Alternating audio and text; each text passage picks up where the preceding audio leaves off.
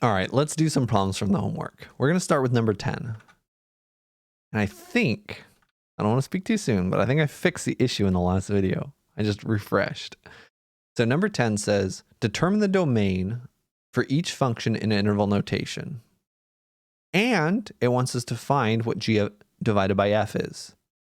Okay, so f of x equals the square root of x, and g of x is the absolute value of x minus 3.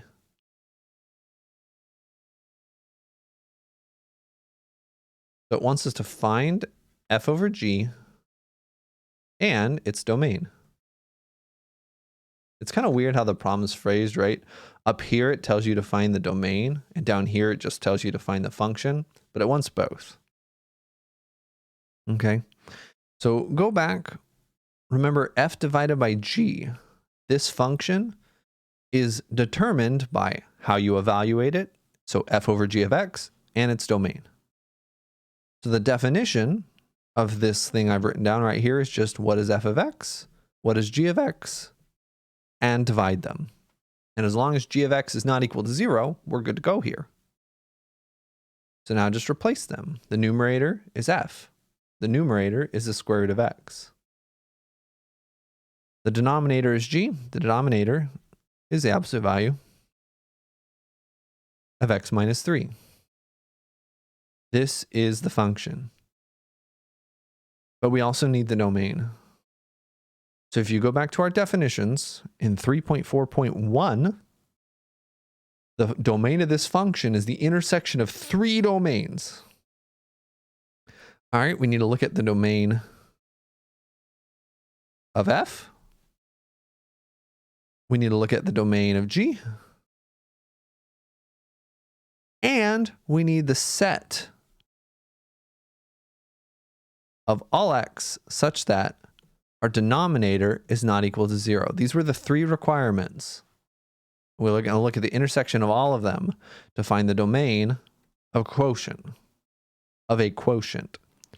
The domain of f, right? F of x, square root. The domain of a square root is 0 to infinity. We can only plug in non-negative things. So the inside has to be at least 0. The inside is just x. Domain of g. We haven't talked too much about absolute value functions. We will later on. Absolute value functions look like this.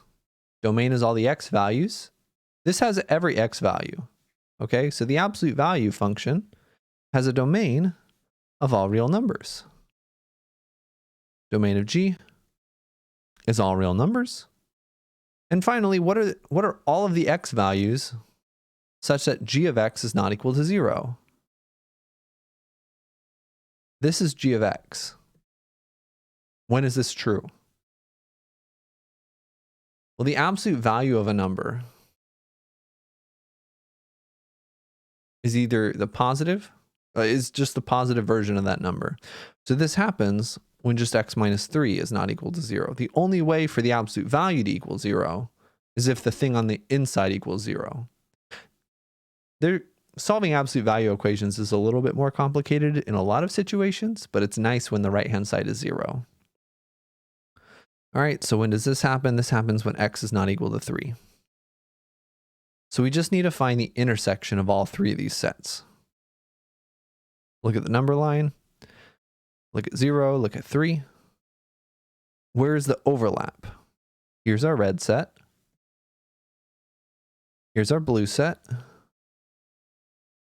And here's our yellow set. All the numbers to the left of 3. All the numbers to the right of 3. The overlap is going to be in green. So the smallest number that has all 3 colors is 0. And then all 3 colors, and then, we can't be 3. And then all 3 colors, we're good to go. This is our domain, this green. And that's 0 up to 3, and then 3 up to infinity. That's the domain, that's the function, that's problem number 10. Let's also do 22. So 22, look at me tabbing out without causing any trouble. 22 says, look at these two functions. Find g of f of x and g of f of 2.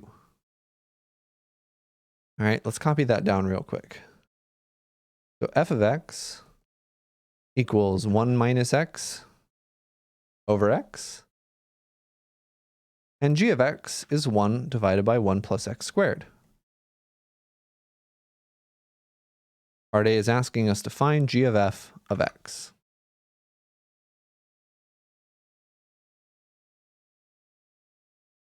Let's find the domain while we're at it. Extra practice. We don't need to, though. So the definition of function composition says this is equal to g of f of x, like so. Plug in the inside. What is the inside? The inside is f of x, which is this function. Let's replace it. We're going to get g of f of x, but f of x is this whole thing. This is what f of x equals. So we plugged it in. We replaced it. They're equal to each other. And now this is where things get a little dicey. This right here says, look at g. And everywhere that there's an x, replace that x with this. So this is g. 1 divided by 1 plus x squared. That's g right here. But everywhere that there's an x, we're replacing, right? Replace all x in g with the inside. That's what's happening here. Look at g, all these x's, we're replacing with what's on the inside here because we're plugging this into g. Just like if it was g of 4, we'd replace all the x's with 4. It's g of nonsense, we're replacing all the x's with nonsense. So it's going to be 1 minus x over x in here. And now we get to simplify this. So your algebra skills are really going to be put to the test here. This is going to equal 1 divided by 1 plus 1 minus x squared divided by x squared. If you square a fraction, that's squaring the top and squaring the bottom. But this is a complex fraction here. We don't like this. Fractions inside of fractions. So the way to get rid of a complex fraction is to multiply the top of this fraction and the bottom of this fraction by the LCD of the little fractions. Okay, so LCD of little fractions. Well, there's only one little fraction. So it's just going to be x squared. Least common denominator. That's what LCD is. So we multiply the top by x squared, multiply the bottom by x squared. The top is nice. It's just 1 times x squared. The bottom is more complicated. We have to distribute because there's addition. So 1 times x squared is x squared. And now what's this product right here? We're dividing by x squared and we're multiplying by x squared. So those x squareds are going to cancel. And now things are looking a little nicer. We still have to simplify the bottom though. Let's go off to the side. 1 minus x squared. We have to FOIL this. This is 1 minus x times 1 minus x. 1 times 1 is 1. Negative x times 1 minus x. I'm going out of order. 1 times negative x is negative x. And negative x times negative x is positive x squared. So this simplifies to 1 minus 2x plus x squared. So we get x squared divided by x squared plus that blue stuff. 1 minus 2x plus x squared This simplifies to x squared, combine like terms, 2x squared minus 2x plus 1. Now this is, I'll accept this as a final answer, but in general, usually people want you to factor this. All right, if it can be factored. If it can be factored, we can factor it with the AC method, which says we need two numbers that multiply to 2, that add to negative 2. Okay, it cannot be factored. Right, if it could be factored, we need two numbers to multiply to 2, to add to negative 2, and there are no such numbers here. That's fully simplified. Now, if we wanted to finding the domain here, I said we could do it. If we found it, it'd be pretty complicated. I could do it no problem, but I don't think it'd be very useful for you because it would just be really messy. But basically, if we did want to find the domain, we'd look at the domain of the inside function. The domain of this is just all the points that don't have x equals 0. X equals 0 is the only thing that causes a problem here. We'd also have to look at the domain of this. And that's going to be a quadratic equation. We'd have to use a quadratic formula. We'd get an irrational number or possibly complex numbers. If we got complex numbers, we'd ignore them. And if we got real numbers, then we'd use them in coming up with our domain. But either way, that's the answer to the question's asking. And there's a part B, but it's very, very similar. So let's move on to the next one. Problem number 90. So I mentioned that there are application problems in this homework, but we didn't have time to do them in the main video, so we'll do one now. Number 90 says the function d of p gives the number of items that will be demanded when the price is p. D of p. D is demand at price p. We also have that the production cost C of x is the cost of producing x items. C of x, C is the cost, and we're producing x items. To determine the cost of production when the price is $6, what would you do? Find cost of production when price is $6. So you could just look at these and choose the one that looks right. But a really good idea when you have time, October, do not step on this tablet. A really good idea when you have time in a multiple choice question for math is to actually just calculate it all out and then see if you have any of the answers. So let's do this. So find the cost. So the end result is we want cost. And the price is $6. Find cost.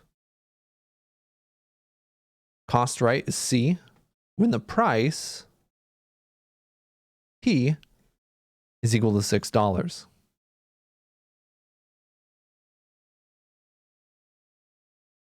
So the issue, right, is that the cost depends on the number of items. We don't know how many items, right? We don't know how many items, we only know the price. But we do know the number of items, right? So here's what we want, right? We want C of x when P equals 6. X is the number of items we're producing. We're going to produce, right? Number of items produced. Think about business. How many items are we going to produce? Well, we want to produce a number that we can sell. How can we sell? Demand. So number of items produced is the demand. Well, what's the demand when the price is $6? The number of items, X, is the demand when the price is $6. So, just like before, if X equals D of 6, Let's replace that x with d of 6. Here's what we really want. We want the cost of the number of items, the demand, at a price of $6. This is function composition. We can combine the demand function with the cost function to get our answer. And if anyone is ever planning on taking business calculus, for example, this happens all the time. Even people taking like regular calculus has some function compositions with a lot of business applications because there's some really cool relationship with a lot of this stuff. Okay, so this should hopefully be our answer. Is C of D of 6 an option? C of D of 6 is right there. Letter B. Our answer is B. And so that's kind of the logic that you can use for these homework problems. So 91 is very, very similar. 93 is going to be a little different, but it's the same kind of logic, is that you have two functions, but you need to kind of plug one function into the other function so that you can relate the two variables that you have. Okay? Let me know if you have any questions, and good luck.